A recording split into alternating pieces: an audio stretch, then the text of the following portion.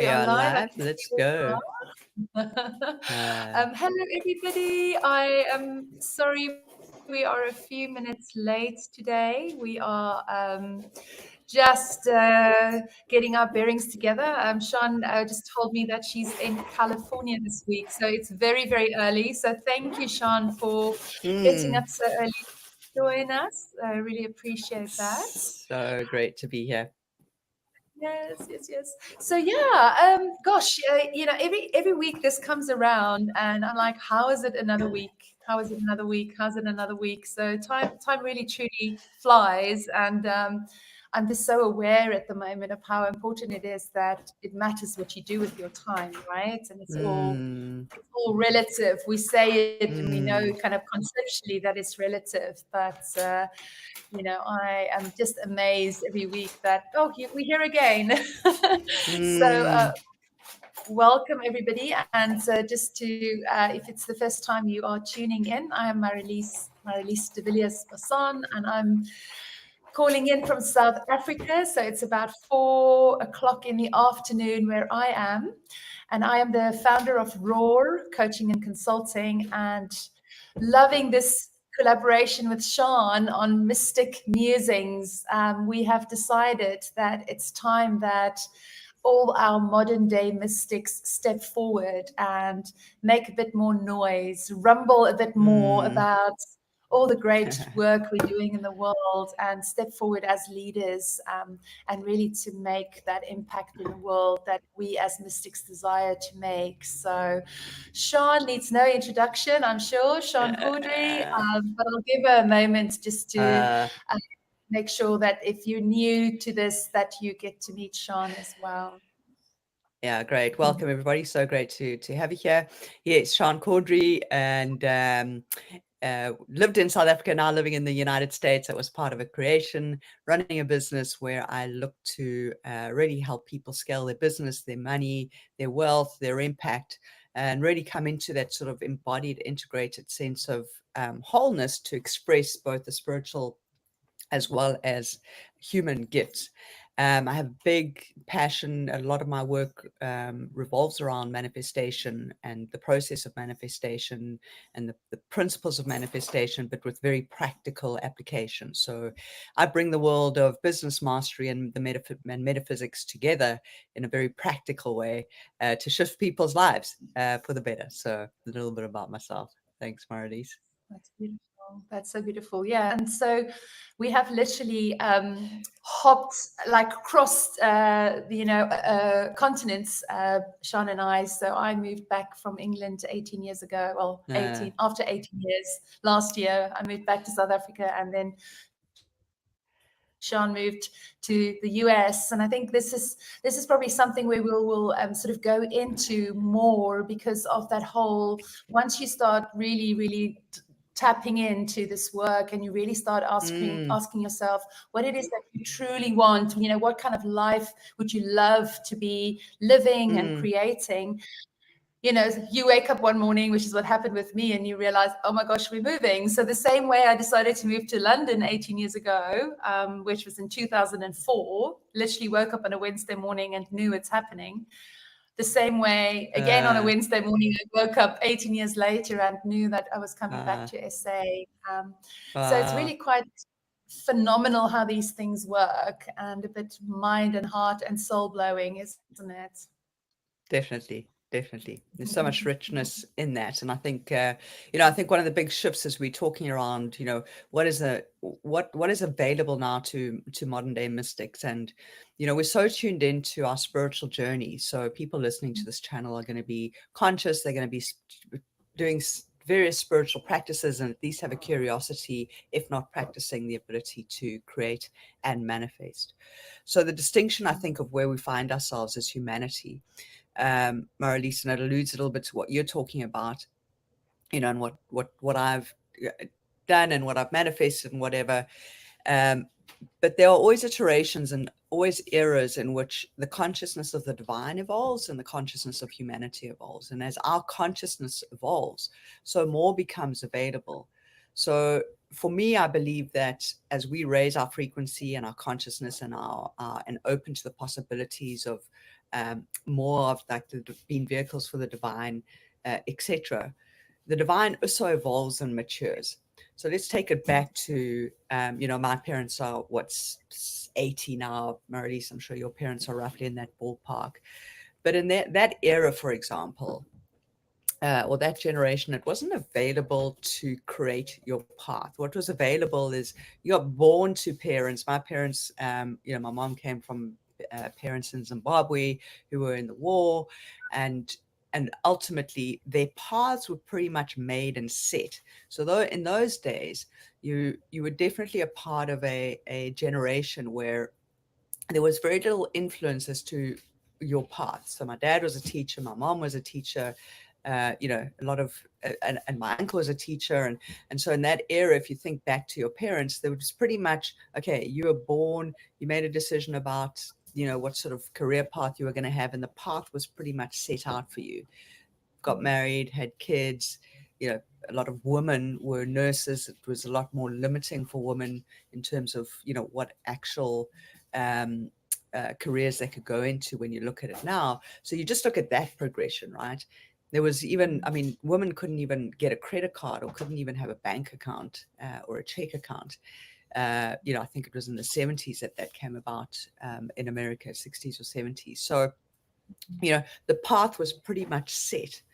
With the expansion of consciousness, what you have found now is that we now have the capacity to have more autonomy and more authority over the path we're wanting to make, we're wanting to build.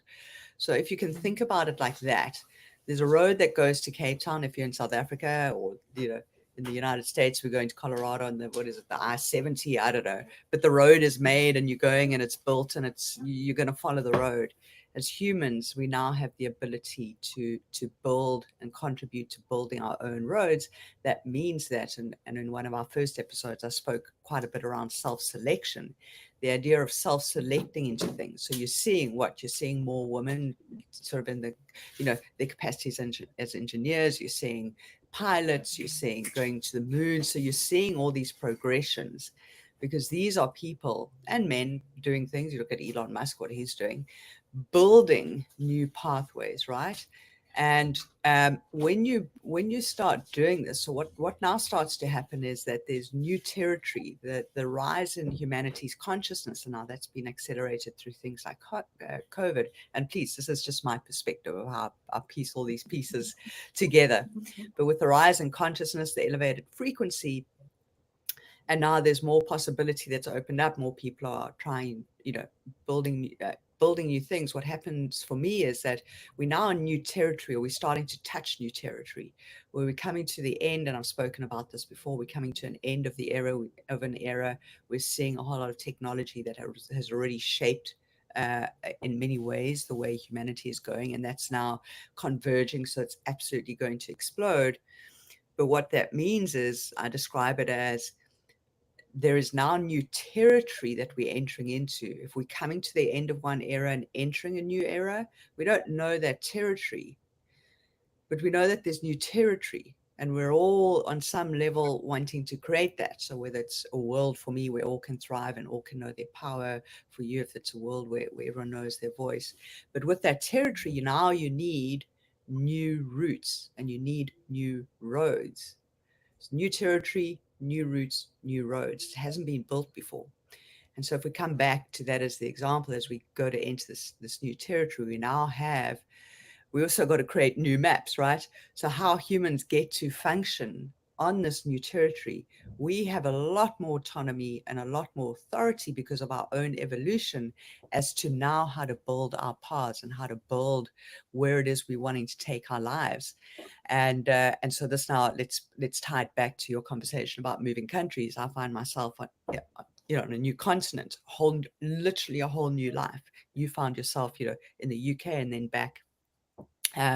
back into South Africa, deliberately focusing attention and focusing on that capacity to create those realities for ourselves, because they'd open up, and then allowing, and there's a process that then unfolds to allow that to happen. So so that just builds on, let's say, if we come tied even further back to the concept of a modern day mystic, all the work, all the, whether it's meditation practices, contemplation practices, whether it's going to retreats, whether it's doing Reiki, whatever the practices that all of us spiritually orientated human beings have been practicing for years, and we've invested, I know I've invested hundreds of thousands of dollars, plenty. And I know many of the women that I'm engaging with, same kind of thing. And a lot of it is in these spiritual practices that now gets to come to fruition, because that now we get to ascribe a value to that. Whereas before, again, it comes down to self-selection.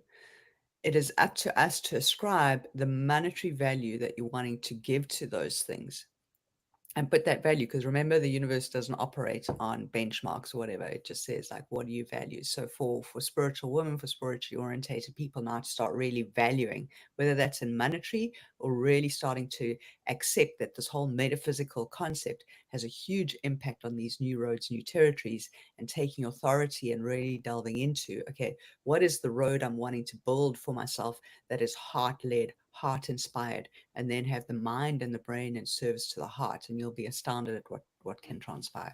That was a bit of a ramble. Let me hand over to you.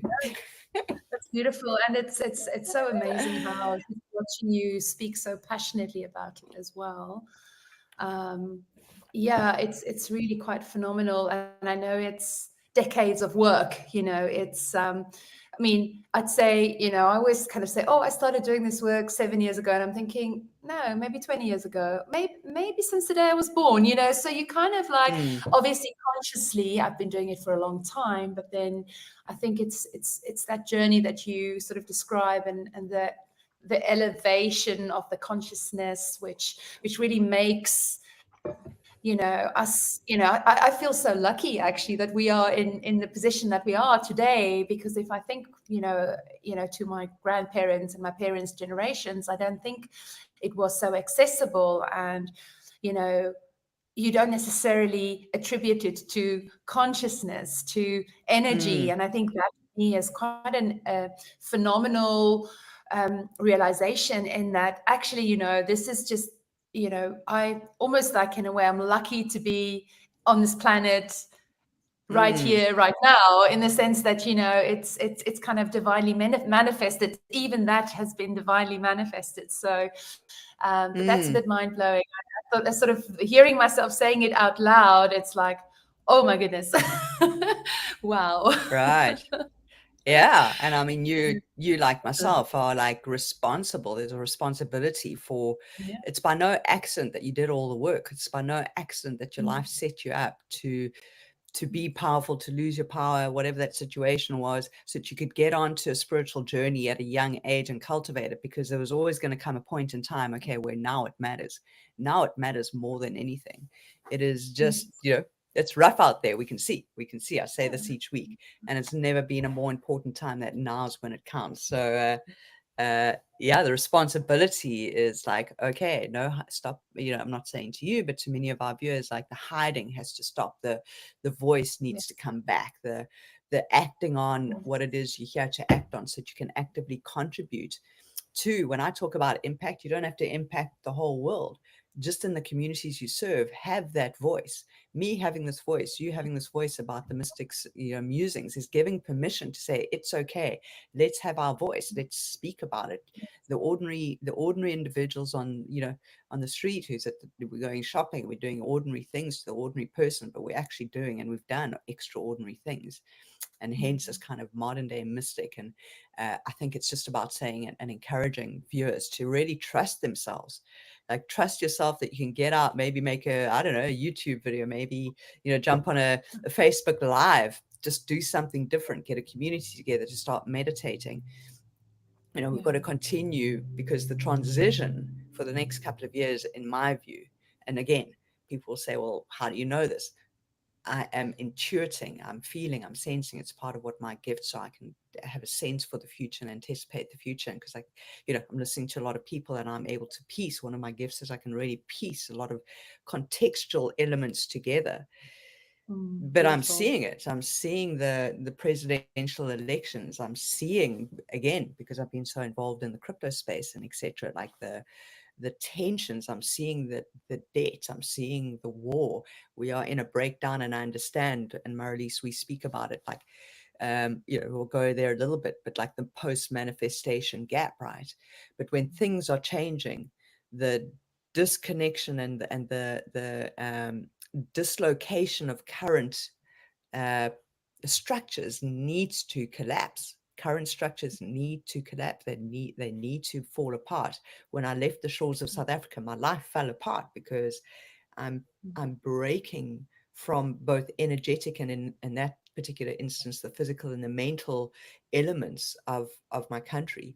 And so as you choose to elevate, as you choose to go through a change process or a transformation process or manifest something that wasn't currently in your life that you're wanting to experience, it means that there's got to be a disconnect and a breaking away from what existed and allow that to dissolve, allow it to break down. That doesn't mean it's a comfortable process. And it's very evident that at a global level, we are in that process. But big structures like we top down, and I'm talking top down.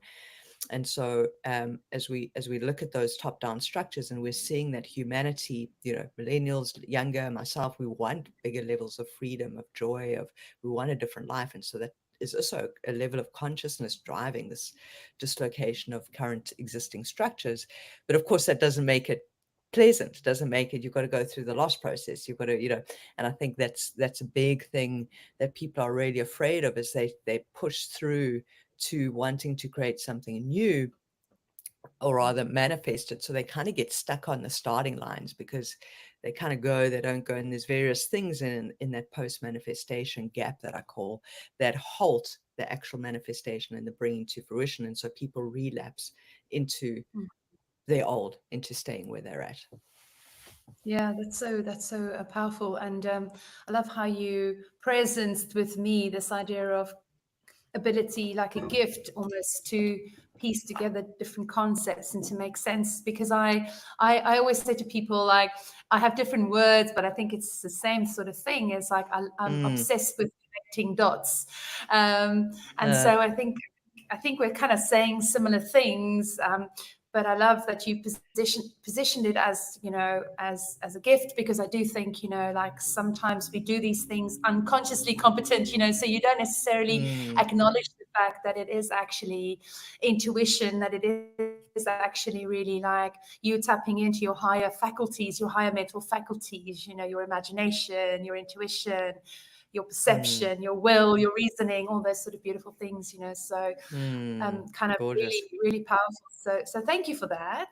I just want to sort of check in on the terminology of kind of, you were saying like you're bridging kind of the business world and metaphysics, and I just want to sort of help people kind of just really put that into perspective in terms of what do we actually mean, like in simple terms. Well, I'm a very practical person, and I'm very passionate about business and bringing businesses. I've done it for myself, and I've been across different spaces between corporate and entrepreneurial spaces. And so, I'm a strategist and a futurist at heart, a forward thinker, and constantly wanting to evolve, whether it's business, expand, grow revenue, obviously reduce costs. A lot of my work in the corporate investment space was all around opportunities to grow revenue, reduce costs, or look for business transformation opportunities, bring in innovation opportunities into the bank, obviously to support the bank to move forward. So I love strategy. I love being a strategist, and looking for opportunities to, as I say, grow, expand. Where do you go to next? And then with my deep passion for quantum mechanics, quantum physics, I call it the metaphysical world, the unseen world, the world of the field, the world of source, the world of of the divine, the world of God, whatever it is that your terminology is. If I had to summarize that and talk around the field is a quantum field in which infinite possibilities exist, but it's infinite and you cannot see it. So anything that has been done before by someone previous to us exists as a potential, and there's still opportunity to grow on potential. So we look at Elon Musk sending humans to the moon. That's going to be a new potential that then, once realized, will be available in the field as possibility. And so the metaphysical part of it is really understanding what is quantum physics, quantum mechanics, how does that operate? How does one tune into this energy field of energy and frequency and wave potential that is space, and effectively we are all atoms, and effectively we are 99.9% space, actually. So it's really interesting when you start to get into the depths of it.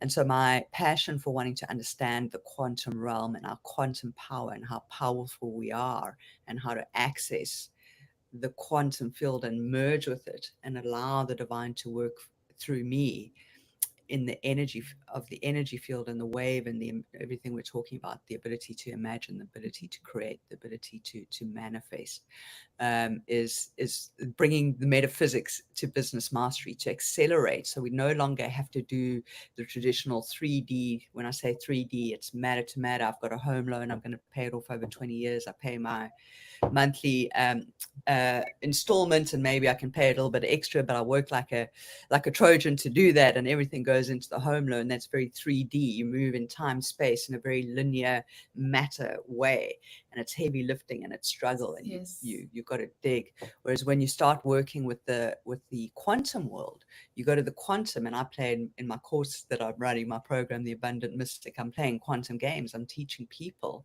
how to play quantum games and get into the void and get into these spaces where they live out their new reality and play some games in their new reality until it comes into fruition. So you go to the quantum first, you go to meditation first, you go to a space first. For me, it's through meditation and through my own sort of formula of creation, where I go to the quantum first, and then I come into 3D. So I let the quantum do the work through me. And that's a big shift to say things come to me. I don't necessarily go to them. I play a part in terms of inspired action, but there's a shift in terms of the ease and flow of my life, because I'm using the quantum to bring things into reality for me, as opposed to being dependent on myself. And that's a very, very high level, explanation, but it speeds up. Everything speeds up. Yeah. So it's amazing, because there's so much to unpick there, because what's really present with me right now is the meditation and the tapping into the quantum field means that you've got to listen, you've got to receive a message, right? And I think that's sort of my way of thinking about it, is intuitive guidance. Yes. So we're talking, and this is kind of like, so this is why the terminology, I think, is so important, because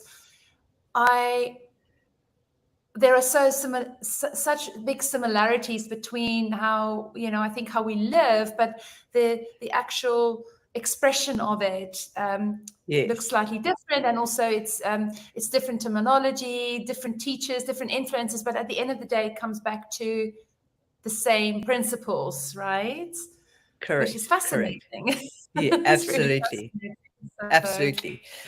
Yeah. If I had to maybe make the concept a little simpler for people, everybody is included in this. We are always creating. And even my parents were creating, they were just creating from a certain level of consciousness and certain level of frequency, because that is generally what was available.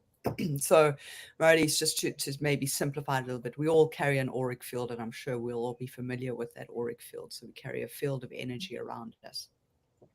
That field of energy around us is based on our current level of frequency. In very simplistic terms, how I have interpreted and understand it, we will have a certain emotional body and a certain level of an emotional state, as well as our thought processes. And when you're marrying these two worlds between your heart and your mind, and you marry your heart, your thoughts and your heart and the frequency of your heart, you're going to get an electrical field that typically is around 3 meters. I don't know what that is in feet, but typically it should be around 3 meters wide.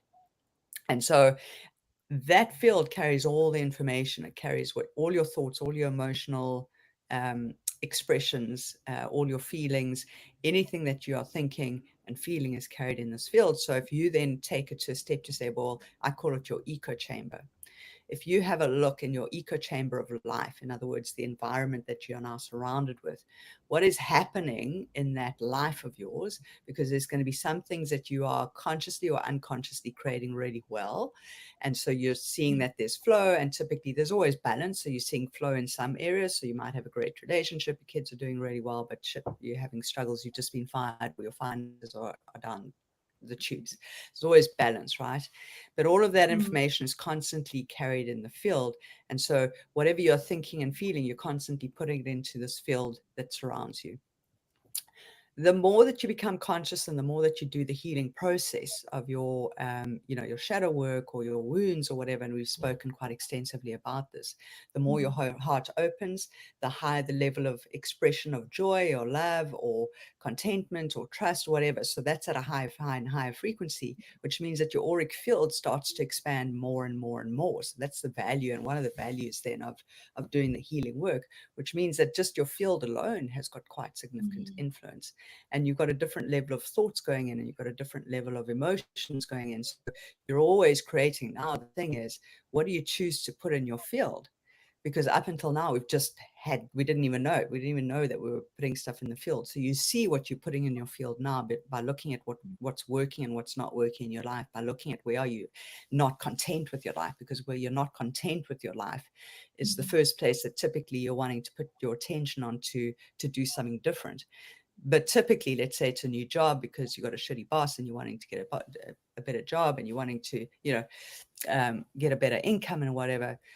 And typically what we do is we go and we do our CV, and then we will go and we'll go for interviews, and we will put the information out there, and we will then, let's say on a 3D level, we will then get the job, get the interview.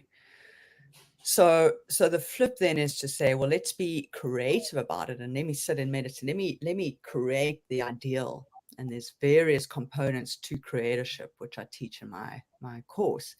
But let me create the ideal and put that into a process where I deliberately, stationary, put it into the field.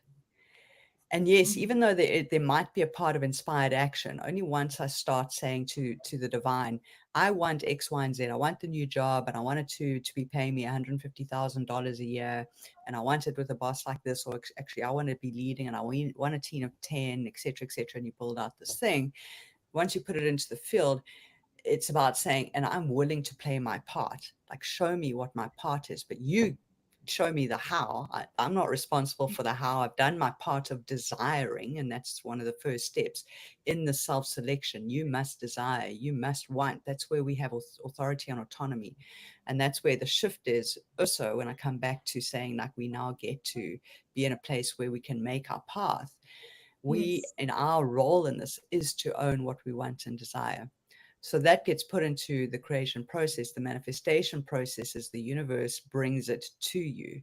You might be intuitively guided to go have a conversation with X, Y, and Z, or intuitively guided to, drop your CV at X, Y, and Z. But you're kind of going to let the information come to you, as opposed to you pursuing the job. So there's a shift in terms of the ease and flow of life and the union. And there's so many examples of, even in the Bible, where it's just like, we are abundance. The universe just wants to give. The universe wants to allow us to receive. So I don't know if that helps explain it a little bit. No, that's beautiful, and thank you for that. I love how you explained the sort of the creation of new territories, new routes, new roads, new maps. That makes it really tangible and really practical. And I also love how you kind of again just reminded us, that obviously manifestation is not you like sitting like a Buddha and just expecting it to happen. Obviously, expectation is a big part of it, but it is that inspired and aligned action that we've got to take. And that's that beautiful dance, in terms of, you are worthy right now, you are enough right now, and that's that belief and that conviction and that trust that you have all the power inside of you to make any dream that you want and any dream life that you want come true. But it is also the recognition that it has to happen through that inspired action and aligned action. So yeah, no, that's cool. It's really, really cool. Super cool. Wow. We are already out of time. And I love it.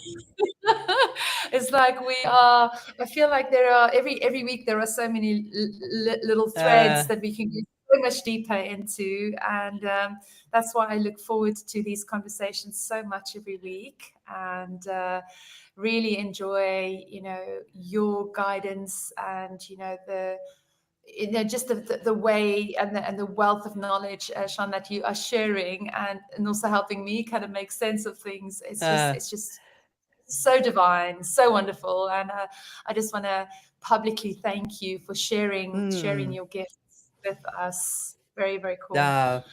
Both of us doing great work and doing our part as modern day mystics to be out there and make shifts and influence. And so it's a real privilege. I love working with you, Marilise. I absolutely love it. Brilliant.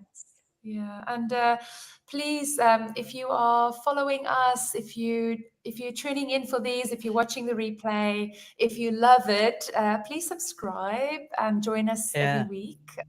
Same place, same time.